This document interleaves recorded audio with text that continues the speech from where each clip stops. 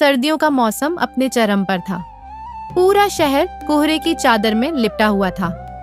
गलियों में चलते हुए लोग ऊनी कपड़ों में खुद को समेटे ठंडी हवा से बचने की कोशिश कर रहे थे। सड़क किनारे लगे छोटे छोटे चाय के खोखे इस मौसम में लोगों के लिए राहत की जगह बन चुके थे। शहर के पुराने बाजार के कोने पर एक छोटी सी चाय की दुकान थी। लकड़ी और टीन से बनी यह दुकान बहुत आकर्षक तो नहीं थी, लेकिन वहाँ हमेशा भीड़ लगी रहती थी। दुकान के मालिक 55 वर्षीय रमेश काका कई सालों से यहाँ चाय बेच रहे थे। उनका कहना था, चाय केवल एक पेय नहीं बल्कि सर्दी से लड़ने का हथियार है। काका की दुकान पर हर तरह के लोग आते थे। ऑफिस से लौटे बाबू, कॉलेज के विद्यार्थी, रिक्शा वाले और कुछ बुजुर्ग जो पुरानी यादों को ताज़ा करने के लिए यहाँ रोज आते थे। लेकिन सबसे खास बात थी काका की चाय, जिसकी खुशबू दूर से ही लोगों को खींच लाती थी। सर्दी की रात और अनोखे मेहमान। उस दिन दिसंबर की ठंड अपने चरम पर थी। शाम के करीब 7 बज रहे थे और कोहरा इतना घना था कि 10 कदम आगे भी देखना मुश्किल था। रमेश काका ने अपनी दुकान में कोयले की सिगड़ी जलाई हुई थी, जिससे हल्की हल्की गर्माहट महसूस हो रही थी। दुकान पर बैठे कुछ ग्राहक गर्मा गर्म चाय की चुस्कियों का आनंद ले रहे थे। तभी एक युवक ठिठुरता हुआ दुकान पर आया। उसके कपड़े कुछ फटे पुराने थे और पैरों में चप्पल तक नहीं थी। उसका चेहरा थकान और भूख से भरा हुआ था। वह धीरे से बोला, काका, क्या मुझे एक कप चाय मिल सकती है? रमेश काका ने बिना कुछ कहे उसे ऊपर से नीचे तक देखा और मुस्कुराते हुए बोले, क्यों नहीं बेटा, बैठ जाओ, चाय गर्म है, ठंड लग जाएगी। युवक संकोच में था। शायद उसकी जेब में पैसे नहीं थे।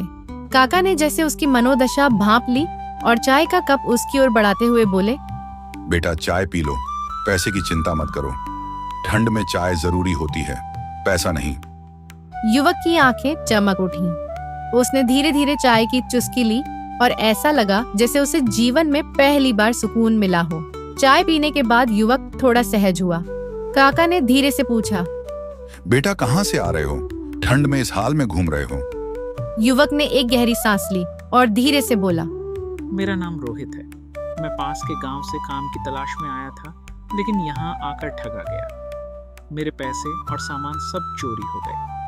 अब मेरे पास न रहने की जगह है, न खाने के लिए कुछ। दुकान पर बैठे बाकी ग्राहक चुपचाप उसकी कहानी सुन रहे थे। कुछ लोगों ने सहानुभूति भरी नजरों से उसकी ओर देखा, लेकिन किसी ने कुछ नहीं कहा। रमेश काका ने मुस्कुराते हुए कहा, तू अब क्या सोचा है? रोहित ने निराश स्वर में कहा, समझ नहीं आ रहा। घर वापस जाने के पैसे नहीं हैं और यहाँ काम भी नहीं मिल रहा। काका कुछ देर चुप रहे, फिर बोले, अगर काम की तलाश है तो यहीं पर मदद कर दो, बदले में खाना, चाय और रहने की जगह मिल जाएगी। रोहित चौंक गया।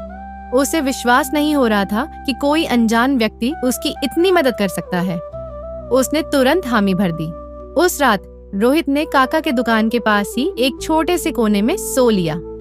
अगले दिन से उसने दुकान पर काम करना शुरू कर दिया।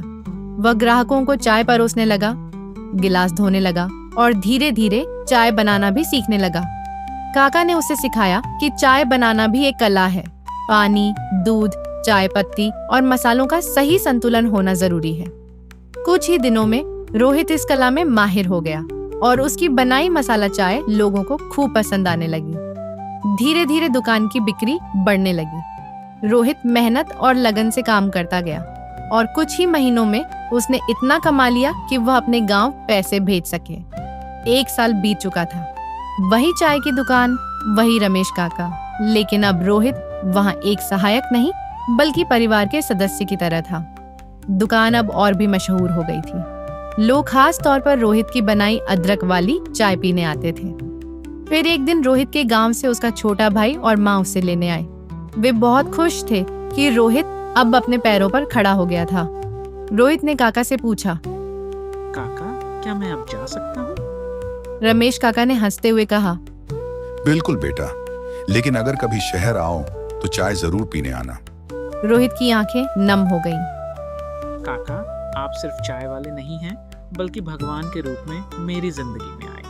उस दिन कड़क सर्दी थी, लेकिन काका की दुकान पर इंसानियत की गर्माहट महसूस हो रही थी।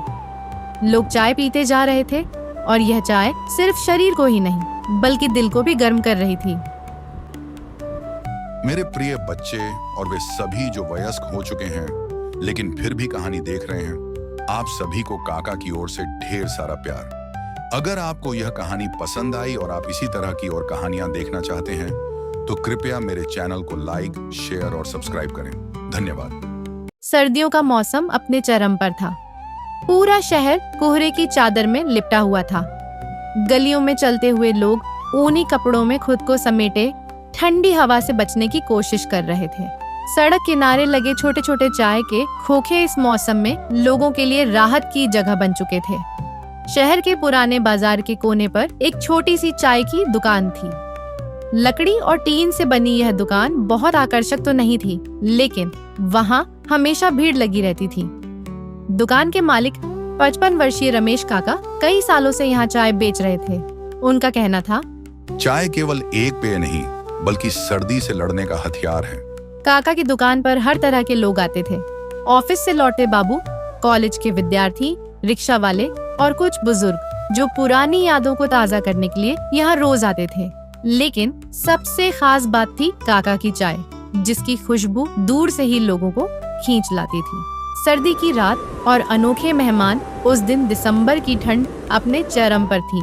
शाम के करीब 7 बज रहे थे और कोहरा इतना घना था कि 10 कदम आगे भी देखना मुश्किल था। रमेश काका ने अपनी दुकान में कोयले की सिगड़ी जलाई हुई थी, जिससे हल्की हल्की गर्माहट महसूस हो रही थी। दुकान पर बैठे कुछ ग्राहक गर्मा गर्म चाय की चुस्कियों का आनंद ले रहे थे। तभी एक युवक ठिठुरता हुआ दुकान पर आया। उसके कपड़े कुछ फटे पुराने थे और पैरों में चप्पल तक नहीं थी। उसका चेहरा थकान और भूख से भरा हुआ था। वह धीरे से बोला, काका, क्या मुझे एक कप चाय मिल सकती है? रमेश काका ने बिना कुछ कहे उसे ऊपर से नीचे तक देखा और मुस्कुराते हुए बोले, क्यों नहीं बेटा, बैठ जाओ, चाय गर्म है, ठंड लग जाएगी। युवक संकोच में था। शायद उसकी जेब में पैसे नहीं थे। काका ने जैसे उसकी मनोदशा भांप ली और चाय का कप उसकी ओर बढ़ाते हुए बोले, बेटा चाय पी लो, पैसे की चिंता मत करो, ठंड में चाय जरूरी होती है, पैसा नहीं। युवक की आंखें चमक उठी। उसने धीरे धीरे चाय की चुस्की ली और ऐसा लगा जैसे उसे जीवन में पहली बार सुकून मिला हो। चाय पीने के बाद युवक थोड़ा सहज हुआ। काका ने धीरे से पूछा, बेटा कहाँ से आ रहे हो, ठंड में इस हाल में घूम रहे हो? युवक ने एक गहरी सांस ली और धीरे से बोला, मेरा नाम रोहित है। मैं पास के गांव से काम की तलाश में आया था, लेकिन यहाँ आकर ठगा गया। मेरे पैसे और सामान सब चोरी हो गए।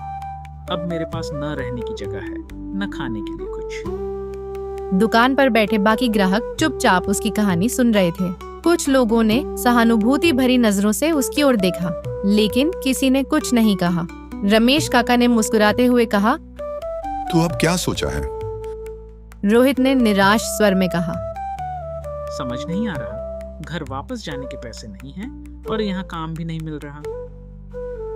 काका कुछ देर चुप रहे, फिर बोले, अगर काम की तलाश है तो यहीं पर मदद कर दो, बदले में खाना, चाय और रहने की जगह मिल जाएगी। रोहित चौंक गया। उसे विश्वास नहीं हो रहा था कि कोई अनजान व्यक्ति उसकी इतनी मदद कर सकता है। उसने तुरंत हामी भर दी। उस रात रोहित ने काका के दुकान के पास ही एक छोटे से कोने में सो लिया। अगले दिन से उसने दुकान पर काम करना शुरू कर दिया। वह ग्राहकों को चाय परोसने लगा, गिलास धोने लगा और धीरे धीरे चाय बनाना भी सीखने लगा। काका ने उसे सिखाया कि चाय बनाना भी एक कला है। पानी, दूध, चाय पत्ती और मसालों का सही संतुलन होना जरूरी है। कुछ ही दिनों में रोहित इस कला में माहिर हो गया और उसकी बनाई मसाला चाय लोगों को खूब पसंद आने लगी। धीरे धीरे दुकान की बिक्री बढ़ने लगी। रोहित मेहनत और लगन से काम करता गया और कुछ ही महीनों में उसने इतना कमा लिया कि वह अपने गांव पैसे भेज सके। 1 साल बीत चुका था। वही चाय की दुकान, वही रमेश काका, लेकिन अब रोहित वहाँ एक सहायक नहीं बल्कि परिवार के सदस्य की तरह था। दुकान अब और भी मशहूर हो गई थी। लोग खास तौर पर रोहित की बनाई अदरक वाली चाय पीने आते थे। फिर एक दिन रोहित के गांव से उसका छोटा भाई और माँ उसे लेने आए। वे बहुत खुश थे कि रोहित अब अपने पैरों पर खड़ा हो गया था। रोहित ने काका से पूछा, काका, क्या मैं अब जा सकता हूँ? रमेश काका ने हंसते हुए कहा। बिल्कुल बेटा, लेकिन अगर कभी शहर आओ तो चाय जरूर पीने आना। रोहित की आंखें नम हो गईं। काका, आप सिर्फ चाय वाले नहीं हैं, बल्कि भगवान के रूप में मेरी जिंदगी में आए। उस दिन कड़क सर्दी थी, लेकिन काका की दुकान पर इंसानियत की गर्माहट महसूस हो रही थी। लोग चाय पीते जा रहे थे और यह चाय सिर्फ शरीर को ही नहीं बल्कि दिल को भी गर्म कर रही थी। मेरे प्रिय बच्चे और वे सभी जो वयस्क हो चुके हैं लेकिन फिर भी कहानी देख रहे हैं, आप सभी को काका की ओर से ढेर सारा प्यार। अगर आपको यह कहानी पसंद आई और आप इसी तरह की और कहानियां देखना चाहते हैं तो कृपया मेरे चैनल को लाइक, शेयर और सब्सक्राइब करें। धन्यवाद।